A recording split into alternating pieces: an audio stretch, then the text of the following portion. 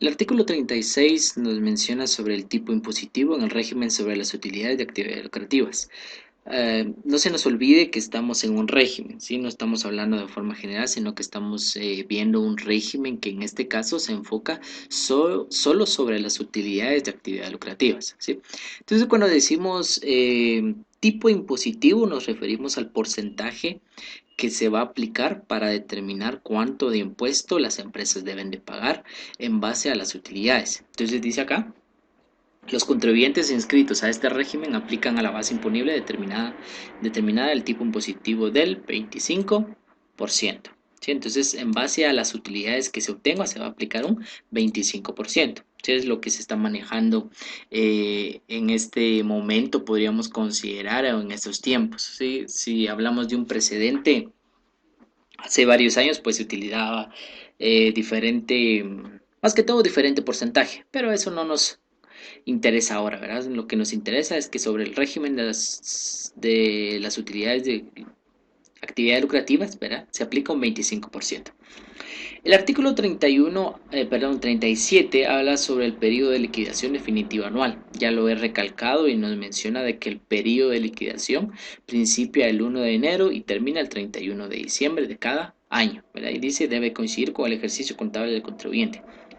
Veamos qué es lo que nos menciona a continuación. La Administración Tributaria, a solicitud de estos, puede autorizar periodos especiales de liquidación definitiva anual, los cuales inician y concluyen en las fechas en que se produzca la iniciación y el cese de la actividad, respectivamente. Solamente aquí nos está dando a conocer de que se puede determinar una finalización de un periodo, ¿verdad? Decíamos por X razón, ¿verdad? Pero por lo general el periodo de liquidación definitiva anual, como menciona, siempre inicia el 1 de enero y termina el 31 de diciembre. Pagos trimestrales. Vean, recordemos que acá en el régimen sobre las utilidades de actividades lucrativas se da la opción, ¿verdad? Se da esa forma de que se puedan realizar pagos trimestrales, ¿de acuerdo? O sea, cada trimestre, más que todo, cada 3 meses, ¿sí? Entonces, el primer trimestre de enero a marzo se va pagando en abril, ¿verdad? El segundo trimestre de abril a junio se paga el mes de julio y el siguiente o el tercer trimestre, iniciando de julio a septiembre, se paga en octubre y posteriormente el último trimestre de octubre a diciembre se paga en el mes o más que todo en los primeros 3 meses o ese último trimestre, ¿verdad? De octubre a diciembre. Sabemos que al final del año, o sea, al 31 de diciembre, se va calculando lo que es el impuesto sobre la renta total. ¿De acuerdo? Imaginémonos que al final debamos de pagar 100.000 quetzales de ISR y ya hemos pagado en los 3 trimestres anteriores 40.000, por ejemplo. Entonces lo que nos correspondería es todavía pagar 60.000 y esos 60.000, la administración tributaria nos da el plazo de 3 meses de poder pagarlo. O sea que lo podemos pagar en enero, febrero, hasta marzo, ¿cierto? Entonces nos da la opción de los 3 meses. Vamos a ver qué es lo que nos dice el concepto. Dice los contribuyentes sujetos al impuesto sobre la renta de actividades lucrativas deben realizar pagos trimestrales, ¿sí? Para determinar el monto de pago trimestral, el contribuyente podrá optar una de las siguientes formas. O sea que hay dos formas para calcular el ISR. Dice, 1. Efectuar cierres contables parciales o una liquidación preliminar de sus actividades al vencimiento de cada trimestre para determinar la renta imponible. ¿Qué quiere decir con eso? O sea, simplemente es como hacer los estados financieros, pero en cada trimestre. ¿Sí? Recordemos que hemos hecho ejercicios contables o de estados financieros que inician el 1 de enero al 31 de diciembre. Entonces, al 31 de diciembre estamos haciendo los estados financieros. Entonces, acá nos da la opción de que también se puede realizar esos estados financieros por cada trimestre. Es como decir que del 1 de enero al 31 de marzo podemos realizar al final de marzo o a principio de abril, en el sentido de ver la información financiera que hay en el primer trimestre, ¿verdad? Entonces, si se genera ganancia en el primer trimestre del, del año, ¿verdad? Entonces se va pagando el ISR, ¿sí? Obviamente un 25%. Si no se genera ganancia, entonces por lógica no vamos a estar calculando. Y la forma número 2 dice sobre la base de una renta imponible estimada en un 8% del total de las rentas brutas obtenidas por actividades que tributan por este régimen en el trimestre respectivo. excluidas las rentas exentas. ¿Qué nos da a conocer acá? Simplemente de que sobre ese segundo numeral es que vamos a tomar las rentas brutas, ¿verdad? Recordemos que las rentas brutas es el conjunto de ingresos que se tiene y a esto se le aplica un 8% y ese valor es lo que se pagaría por el trimestre, ¿sí? Entonces esas serían las dos formas, ya sea un cierre parcial, ¿verdad? Como dice aquí, un cierre contable parcial o en base a un 8% que se aplica a las rentas brutas. Dice aquí, una vez seleccionada cualquiera de las de las opciones establecidas en los numerales anteriores, esta no podrá ser variada sin la autorización previa de la Administración Tributaria. ¿Qué quiere decir? Si vamos a generar cierres contables parciales, entonces eso va a ser durante todo el año, ¿verdad? Pero si vamos a determinar sobre las rentas brutas, de igual manera, eso tendría que ser para todo el año. No significa que en el primer trimestre estamos haciendo cierre parcial, en el segundo trimestre vamos a aplicarle un 8%, en el tercer trimestre vamos a hacer cierre parcial. No, si vamos a elige uno solo nada más, ¿verdad? Eso es lo que se refiere acá. El pago del impuesto se efectúa por trimestre vencido y se liquida en forma definitiva anual. O sea que nos está mencionando acá el que se efectúa por trimestre vencido. Era como decía, el 1 de enero al 31 de marzo ya sería el trimestre vencido y se realiza el estado financiero, ¿verdad? O el cálculo del ISR que se va a pagar de forma trimestral. Y por lógica la liquidación anual, o sea, el 31 de diciembre, ¿verdad? Entonces sobre ese monto se determina cuánto se va a pagar de impuesto. Por último dice el pago del impuesto trimestral se efectúa por medio de declaración jurada y debe realizarse dentro de los primeros 10 días siguientes a la finalización del trimestre que corresponda, excepto el cuarto trimestre que se pagará cuando se presenta la declaración jurada anual. Los pagos efectuados trimestralmente serán acreditados para cancelar el impuesto sobre la renta, este régimen en el periodo, en el referido periodo anual de liquidación. ¿Qué significa esto? Era lo que yo les estaba diciendo hace un momento y lo vuelvo a repetir. El primer trimestre del 1 de enero al 31 de marzo se va a pagar, dice aquí, en los primeros 10 días de abril, ¿sí? Entonces es lo que estaba explicando, ¿de acuerdo? Espero que hayan puesto atención, ¿sí? Entonces del 1 de enero al 31 de marzo se va a pagar el ISR en los primeros 10 días de abril. Y de abril o el segundo trimestre de abril a junio se va a pagar en los 10 primeros días del mes de julio. Y así sucesivamente como lo explicaba anteriormente. Y el último periodo, que era lo que yo les mencionaba, o el último trimestre, mejor dicho, ¿verdad? O sea, se va a determinar cuánto es el total del ISR. Y al final para determinar, como me les mencionaba, imaginémonos que de ISR al final del año nos da 100.000 y como ya pagamos en los trimestres anteriores un monto de 40.000, por ejemplo, entonces vamos a restar y lo último que le deberíamos a la SAT sería 60.000 quetzales de ISR, que eso pues lo tendríamos que pagar en los primeros 3 meses del siguiente año. Y es lo que nos dice a continuación en el artículo 39. Dice los contribuyentes que obtengan renta de cualquier monto deberán presentar ante la Administración Tributaria dentro de los primeros 3 meses del año calendario, ¿verdad? La determinación de la renta obtenida durante el año anterior mediante declaración jurada anual, era lo que estaba diciendo. Si vemos el título, dice obligación de determinar y pagar el impuesto, ¿de acuerdo? Entonces, se tiene el periodo de los primeros 3 meses del siguiente año terminado el periodo fiscal anterior, o sea que en el 2018, consideramos al final del 2018 se determina el ISR y se tiene el plazo para determinar dicho impuesto en los primeros 3 meses, o sea, enero, febrero y marzo. De igual manera, de lo del 2019 se presenta y se da a conocer y se paga en los primeros 3 meses del 2020 y así sucesivamente, ¿de acuerdo? Entonces eso es un detalle importante, ahí lo leen.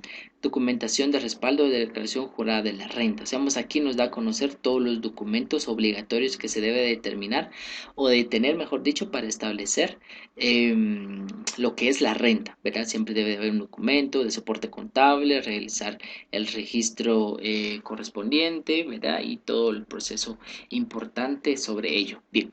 Evaluación de inventarios, aquí simplemente está hablando sobre los métodos que se utiliza para la evaluación de inventario, ¿verdad? Recordemos que no se nos olvide, tenemos lo que es, aquí dice, o la ley del ISR nos menciona sobre el costo de producción, primero en entrar, primero en salir, el PEPS, verá costo ponderado, el precio histórico del bien. Estamos familiarizados por lo regular quizás en estas dos del método PEPS y el promedio ponderado. ¿Verdad? Son formas de evaluación de inventarios. ¿De acuerdo? Yo no le doy realce acá por el hecho o ver un ejercicio porque eso ya lo hemos visto. ¿Verdad? Entonces considero innecesario, ya tenemos la noción de ello y simplemente cuando estemos en una empresa solo es cuestión de acoplarnos a la forma en el que vaya a estar determinando la empresa su método de evaluación. Otras obligaciones, entonces dice aquí sobre las facturas que se emitan. Sí, un dato muy importante, vamos a leer. Otras obligaciones, los contribuyentes deben cumplir con los siguientes. 1. Consignar en las facturas que emitan por sus actividades grabadas la frase sujeto a pagos trimestrales, ¿verdad? Significa que cuando vemos una factura que dice sujeto a pagos trimestrales, dicha entidad reporta o paga su ISR de forma trimestral y hace liquidación anual, ¿verdad? Efectuar las retenciones que correspondan conforme a lo dispuesto del título de este libro, o sea que también hace retenciones, pero decíamos puede realizar retenciones este régimen porque puede adquirir un bien de otra empresa del cual se le debe de retener el ISR, ¿verdad? Entonces tendría que pagar el ISR. Vamos a ver qué es lo que nos dice aquí. 3. Elaborar inventarios al 31 de diciembre de cada año y asentarlos en el libro correspondiente, debiendo reportar la administración tributaria por los medios que ponga a disposición en los meses de enero y julio de cada año. Las existencias en inventarios al 30 de junio y al 31 de diciembre de cada año. ¿Qué quiere decir? Que aquí la ley está pidiendo o solicita más que todo que se realizan inventarios o conteo de inventarios 2 veces al año. Uno al 30 de junio, el otro al 31 de diciembre. Y se reporta por lógica en enero y en julio, ¿verdad? De cada año. Entonces, es lo que nos dice acá. Y 4, llevar contabilidad completa de acuerdo con el Código de Comercio cuando corresponda y este libro, ¿sí? Entonces, es lo que nos da a conocer con respecto a la ley de actualización tributaria. Bien. Rápidamente vamos a ver esto y posteriormente vamos a ver el ejercicio práctico. Régimen opcional simplificado sobre ingresos de actividades lucrativas. Es el siguiente régimen, ¿sí? Entonces no se nos olvide y que se nos quede o que aprendamos bien el nombre de cada uno. Dice acá, los contribuyentes que se inscriban en el régimen opcional simplificado sobre ingresos de actividades educativas deben determinar su renta imponible deduciendo de sus rentas brutas las rentas exentas. ¿Verdad? Decíamos también en este régimen puede caber la probabilidad de que haya rentas exentas. Entonces no vamos a calcular el ISR sobre una renta exenta. ¿De acuerdo? Solamente se va, por eso dice aquí, se debe de determinar en este caso el ISR en base a las rentas brutas menos las rentas exentas. Y el tipo impositivo, estamos algo familiarizados con ello, ¿verdad? De que si el valor de los ingresos sin el IVA, ¿verdad? Recordemos el valor de los ingresos sin el IVA, que sea de 1 centavo a 30.000 quetzales, se aplica un 5%. Y de 30.000 y 1 centavo en adelante, tiene un importe fijo, ¿verdad? Incluso aquí dice importe fijo de 1.500 quetzales. Y el tipo impositivo va a ser un 7% sobre el excedente. ¿Verdad? O sea, si tenemos un monto de 40.000, a esos 40.000 como excede de los 30.000, primero debemos de restar los 30.000, ¿verdad? Y eso nos da 10.000. Y 10.000 por el 7% y 10.000 por el 7%, ¿cuánto nos daría? 700 quetzales, ¿verdad? Muy bien. 700 quetzales y más 1.500, 2.200 quetzales pagaríamos de ISR por un ingreso de 40.000 quetzales. Periodo de liquidación. En este régimen el periodo de liquidación es mensual. ¿A qué se refiere con que es mensual? O sea, que el pago que se realiza del ISR debe de ser mensual. A eso se refiere acá, de que el pago del ISR debe de ser de forma mensual, no se nos olvide. El otro es trimestral, este es mensual. Forma de pago, veamos, dice los contribuyentes inscritos en este régimen liquidan y pagan el impuesto por medio de retenciones que le efectúan quienes realizan el pago. Esto quiero que lo puedan subrayar. Tanto lo anterior, veamos, quizás anteriormente lo de trimestral ya lo hubieran subrayado. Aquí de que diga mensual, la forma de pago, podemos determinar esta parte, dice, y pagan el impuesto por medio de retenciones, ¿verdad? Seamos de que debe de retener el ISR cuando optan por este régimen sobre los ingresos de actividades lucrativas, que le efectúen quienes realicen el pago o acreditación en cuentas por la adquisición de bienes o servicios.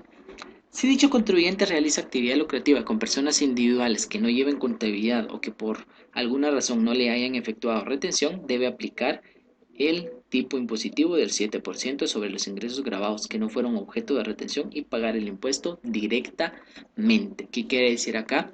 Si un dado caso eh, se haya vendido, ¿verdad?, algún producto determinado y no le hayan hecho la retención del ISR, entonces dicha entidad tiene que hacer la retención correspondiente. Y aquí nos da a conocer el porcentaje que dice que es el 7%. Agentes de retención. Aquí nos da a conocer, actúan como agente de retención las rentas grabadas por esta sección los siguientes: las personas que lleven contabilidad completa, de acuerdo con lo establecido, seamos las que lleven contabilidad completa deben ser las retenciones, los organismos del Estado, de sus entidades descentralizadas, autónomas, las municipalidades y sus empresas. O sea que aquí nos está dando a conocer quiénes pueden ser agentes de retención del ISR. ¿Sí? Entonces ese es el detalle. Incluso creo que ya lo había mencionado, ¿verdad?, anteriormente cuando decía sobre las retenciones del ISR, les daba el ejemplo de cuando una empresa X compra a la empresa Y, ¿verdad?, quién se encarga de pagarlo y en fin, seamos esa forma.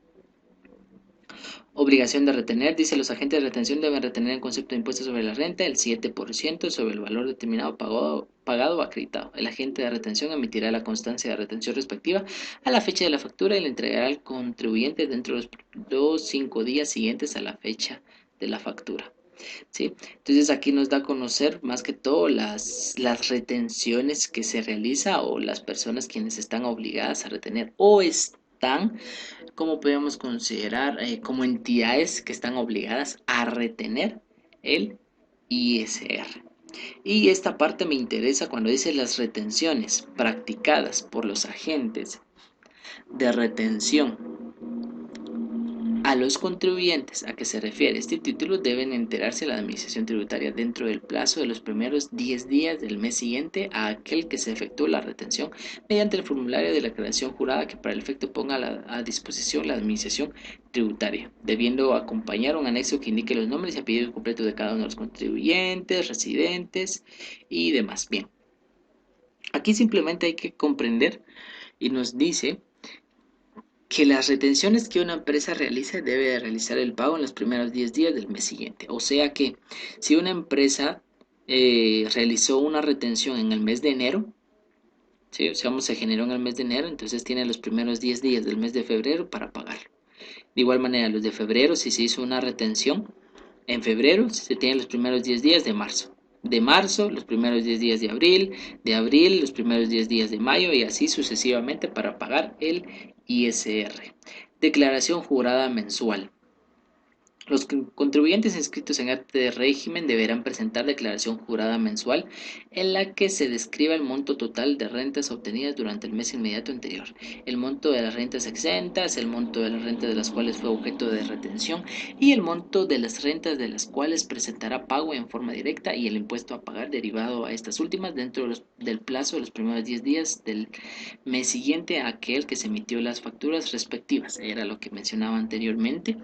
No creo que sea necesario darle realce o redundancia y me interesa esta última parte. Dice: los contribuyentes bajo este régimen deben hacer constar en sus facturas de ventas o prestación de servicio la frase que diga sujeto a retención definitiva. O sea que cuando es el régimen sobre utilidades de actividad lucrativa se paga o se hace o debe de consignar o en la factura debe decir sujeto a pagos trimestrales. Si es el régimen opcional simplificado sobre ingresos de actividades lucrativas, entonces en la factura debe estar consignado y descrito una frase que diga sujeto a retención definitiva, del cual la empresa que adquiere un bien o un servicio y la factura diga eso, tiene la obligación de estar reteniendo el ISR. Bien. Aquí nos habla sobre obligaciones comunes, ¿verdad? Seamos una obligación que hay en común entre los dos regímenes, como dice aquí, obligaciones comunes para los regímenes de actividades lucrativas. ¿Sí? Inscripción del régimen, puede ser un cambio de régimen, el sistema de contabilidad, libros y registros, ustedes lo pueden leer, ¿verdad? Aquí dice sobre normas especiales de valoración entre partes relacionadas. Principio libre competencia, ¿verdad? Decíamos, cualquier entidad puede crear una empresa y puede realizar se puede generar una empresa y ser competente o competencia a otra, ¿verdad? No hay ningún problema. Facultades de la administración tributaria, ¿verdad? Aquí nos da a conocer algunas facultades. Aquí en el artículo 56 dice definición de partes relacionadas. Hacemos una definición. Nos da a conocer sobre el partes que se relacionan entre sí. Vamos a ver solo para tener una idea. Dice, a los efectos de este libro, dos personas se consideran partes relacionadas entre una persona residente en Guatemala y una residente en el extranjero cuando se den los casos siguientes.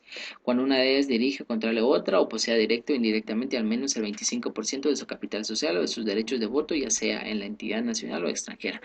Aquí nos está hablando sobre una relación que haya entre dos personas, ¿sí? Obviamente hablando en un sentido comercial. ¿Sí? Entonces aquí eso es lo que nos da a conocer, ¿verdad? De la obligación que hay o una participación de socios que haya, ¿verdad? Digamos en ese sentido. Incluso que dice posee la mayoría de derechos de voto. En fin, digamos aquí habla sobre entidades relacionadas entre sí, ¿verdad? Ámbito de objetivo de aplicación, nos habla sobre la aplicación, el análisis de operaciones contables, métodos para aplicar el principio de libre competencia. Bueno, aquí nos da ese sentido, considero que no hay mayor cosa que explicar, ¿verdad? Ustedes lo pueden leer sin ninguna dificultad y considerar cualquier punto de vista. Si alguno siempre pues tiene alguna duda, puede preguntar, ¿sí? Vamos a ver otros datos importantes. Incluso aquí nos dice información y documentación. Por favor, leen el artículo 65 cuando nos menciona sobre la información y documentación que se debe tener. ¿Sí? Vamos a ver algo que me interese para poder explicar. No, entonces llegamos aquí hasta el artículo 67. ¿De acuerdo? Entonces, subrayan las partes que les he mencionado. Aquí ya habla sobre rentas de trabajo en relación de dependencia, eso lo vamos a ver más adelante. Entonces, aquí termina lo que son las rentas de actividades lucrativas, así la primera categoría. Entonces, analicen cada uno de ellos en el siguiente video, yo ya voy a explicar la parte práctica. He enumerado los videos, así que vean los videos así en orden como yo se los he mandado, el nombre de los videos que les he mandado para no tener complicaciones en ese sentido.